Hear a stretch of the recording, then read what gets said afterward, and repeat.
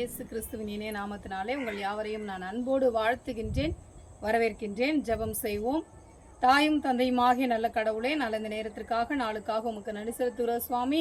இந்த திருப்பாடல் 28 குறித்து சிந்திக்கும் பொழுது ஆண்டவரே, அடியவர் மன்றாடுகின்ற அந்த மன்றாட்டை நீர் கேட்டு ஒவ்வொருவரையும் நீர் ஆசீர்வதிப்பதற்காக உமக்கு நன்றி செலுத்துகிறோம். இவை அனைத்தும் எங்கள் மீட்பரட்சகருமாகிய இயேசு கிறிஸ்துவின் மூலம் வேண்டிக் கொள்கிறோம். திருப்பாடல் 28 தலைப்பு ஆண்டவர் உதவி வேண்டி மன்றாடல். ஆண்டவரிடத்தில் உதவி வேண்டி மன்றாடுகின்ற ஒரு மன்றாட்டாக இது இருக்கின்றது.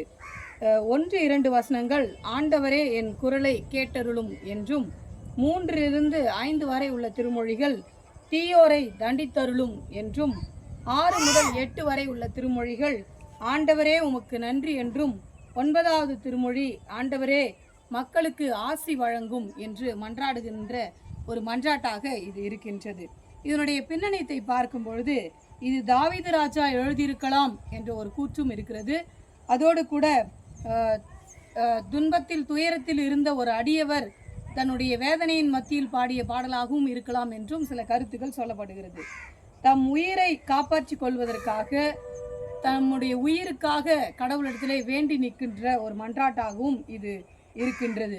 இந்த மன்றாட்டின் நிறைவிலே தன்னுடைய ஆழ்ந்த நம்பிக்கையை கடவுள் நிறைவேற்றினார் என்ற ஒரு கூற்றும் இருக்கிறது. 1-5 வரை உள்ள திருமொழிகளிலே பகைவரிடமிருந்து பாதுகாப்பு வேண்டி மன்றாடிய ஒரு மன்றாட்டாக இது இருக்கிறது. இது தொடர்ந்து நன்றி பாடலாகவும் அமைகிறது. 6-8 வரை உள்ள திருமொழிகள் நன்றியின் பாடலாகவும் இது அமைந்திருக்கிறது. நிறைவாக 9வது திருமொழியிலே மக்களுக்காகவும் மன்றாடி ஜபிக்கின்ற ஒரு மன்றாட்டு இந்த 9வது திருமொழி முழுவதுமாய் இருக்கின்றதை நம்மால் பார்க்க முடிகிறது. இதனுடைய பொருள் விளக்கத்தை பார்க்கும் பொழுது இதில் இருக்கிற முதல் வசனம், என் கற்பாரையே என் கண்மலையாகிய கர்த்தாவே என்று ஆரம்பிக்கிற இந்த திருமொழி எனக்கு வலிமை அளிப்பவர் கடவுள் ஒருவர் மாத்திரமே என்ற உறுதியை இந்த திருப்பாடல் சொல்லுகிறது. இது இஸ்ரவேலின் பாறையே என்று கடவுளை வலியுறுத்துகின்றதாக இருக்கின்றது. ஏசாயா 30ஆம் அதிகாரம் 29வது திருமொழியிலும், திருப்பாடல்கள் 42வது அதிகாரம் 9வது திருமொழிகளிலும் இறைவரை பாறையாக கற்பாறையாக பார்க்கின்ற ஒரு பார்வை அமைந்திருக்கிறது. இந்த படுகுழி என்று சொல்லுகின்ற வார்த்தை பாதாளம் அல்லது இருட்டு நிறைந்த ஒரு இடமாக சொல்லப்படுகிறது. கடவுள் இல்லாத ஒரு இடத்திலே நான் இருக்க விரும்பவில்லை என்ற வார்த்தையை சுட்டுவதாக இந்த படுகுழி என்ற வார்த்தை அமைந்திருக்கிறது.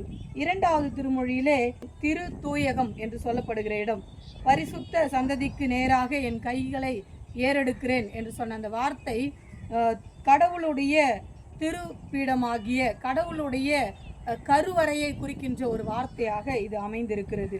திருக்கோவிலின் இறுதி இடம் என்று சொல்லப்படுகிறது. இது மிக முக்கியமான பகுதி. இங்குதான் இறைவரின் பிரசன்னத்தை சுட்டும் உடன்படிக்கை பேழை இருக்கிறது என்றும், இதை ஆண்டுக்கு ஒரு முறை தலைமை குரு மட்டும் சென்று பரிகார பலி செலுத்துவார் என்றும் சொல்லப்பட்டிருக்கிறது. இதனை லேவியராகமம் 16ஆம் அதிகாரம் 9 முதல் 10 வரை உள்ள திருமொழிகளிலே நம்மால் பார்க்க முடிகிறது. திருப்பாடல்கள் 28 3வது திருமொழியிலே தீயவர் என்ற ஒரு வார்த்தை சொல்லப்பட்டிருக்கிறது. இந்த தீயவர் என்றால் கடவுளை ஏற்காதோர் அல்லது கடவுளில் இல்லை என்று சொல்லுகின்ற மதியற்றோர் அல்லது நாட்டிற்கு பகைஞர், இஸ்ரவேலுக்கு எதிரிகள் என்றெல்லாம் பார்க்கப்படுகிறது. 4-5 திருமொழிகளை பார்க்கும் பொழுது துன்மார்க்கரை அதாவது தீயோரை எப்படி தண்டிக்க வேண்டும் என்று சொல்லுகின்ற சில வார்த்தைகள் அதில் சொல்லப்பட்டிருக்கிறது. அவர்களுக்கு சரிக்கு சரி கட்டும், அவர்களுடைய இறைவேண்டலை நீர் கேளாதிரும் என்றெல்லாம் அவர்களுக்கு விரோதமாய் சொல்லுகின்ற சில வார்த்தைகளாக இவை அமைந்திருக்கிறது. இதனை தொடர்ந்து 6வது திருமொழியிலே ஆண்டவரின் அடியவர் ஜெபத்தை கேட்டுவிட்டார். ஆண்டவரை நம்புகிற மக்கள் ஜெபிக்கின்ற ஜெபத்தினை இறைவேண்டலை ஆண்டவர் உடனடியாக கேட்கின்றார் என்ற நன்றி பாடலாக இது இருக்கின்றது. இதனை திருப்பாடல் 31-21வது திருமொழிகளிலும் நாம் பார்க்க முடிகிறது. 7வது திருமொழி பாடல் வழி நன்றி, பாடல் வழியாக கடவுளுக்கு நன்றி சொல்லுகின்றதாக அமைந்திருக்கிறது. சங்கீதம் 28-8வது திருமொழியை நான் வாசிக்கின்றேன்.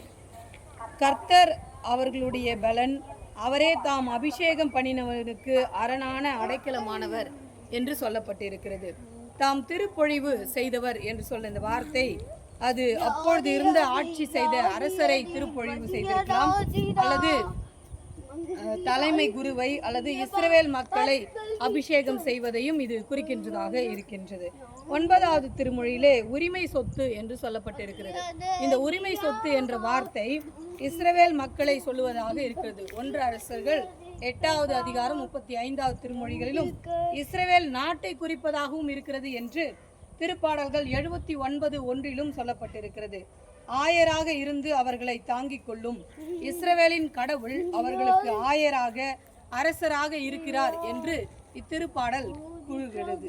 9வது திருமொழியிலே தேவரீர் உமது ஜனத்தை ரட்சித்து உமது சுதந்திரத்தை ஆசீர்வதியும், அவர்களை போஷித்து அவர்களை என்றென்றைக்கும் உயர்த்தி அருளும் என்று சொல்லப்பட்டிருக்கிறது. நோய், பயம், கவலை, துக்கம், துன்பம் இது போன்ற பல இடர்பாடுகளிலிருந்து மக்களை மீட்டெடுக்க கடவுள் இருக்கிறார். எனவே எந்தவித பயமும் அச்சமும் நமக்கு தேவையில்லை என்று இந்த திருப்பாடல் உறுதியாக நமக்கு சொல்லுகின்றது. இறைவனே நமக்கு வலிமையும் கேடகமானவர். நாம் அனைவருமே ஆண்டவரின் உரிமை சொத்து, அவரால் அருட்பொழிவு செய்யப்பட்டவர்கள். எனவே நாம் அனைவரும் அவர் மீது வைத்திருக்கிற பற்றுறுதியை, விசுவாசத்தை உறுதியாய் பிடித்து கொள்ளுவோம். ஆண்டவர் தாமே இத்திருமொழிகளை ஆசிர்வதிப்பாராக. ஆமென்.